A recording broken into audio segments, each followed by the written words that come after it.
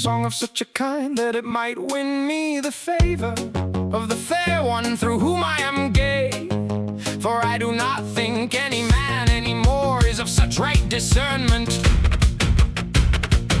I see them all so full of envy that I scarcely know two of them who turn toward joy without some failing. Even those whom I would hold for pure I find slanderers and plotters, and they strive to bring love low, for which ladies have such terrors, that out of true fearfulness they leave off many fair and good deeds, which would be honor and profit to them if joy might find support.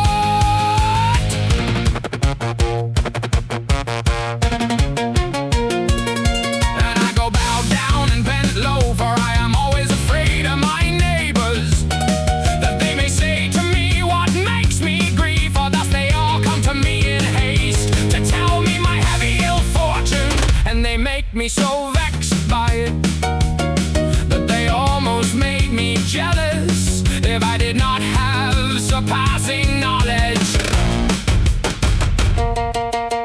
Then I remember how my lady grows strong, she whom good worth nourishes. There where the most fearful fate befalls her, if only she does not swerve from her good conduct. False rumor cannot harm her, for afterwards fair reason comes, and it is right that the truth vanquishes.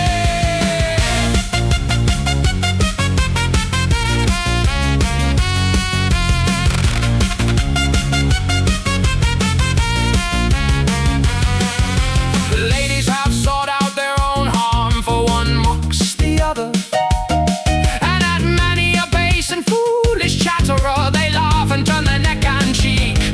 But little worth, in my opinion, has the company that is a base speech, if of amorous pleasures it does not finish and begin.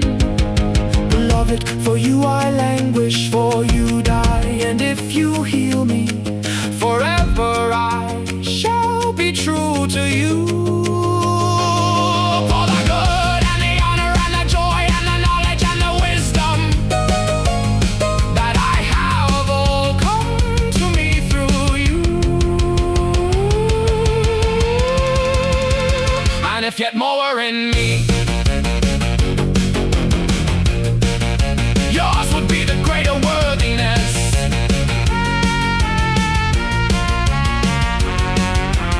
More than a friend, my discernment, may God take it from me if I part from you. Miraval all my songs, for I wish your wrong to vanquish me.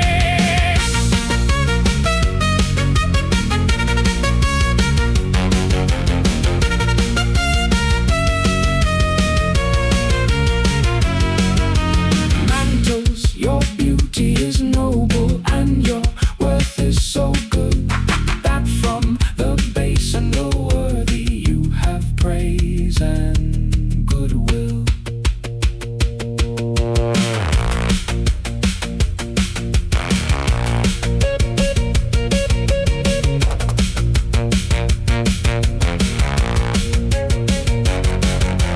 Little shepherd, great ill will you have from many rich barons,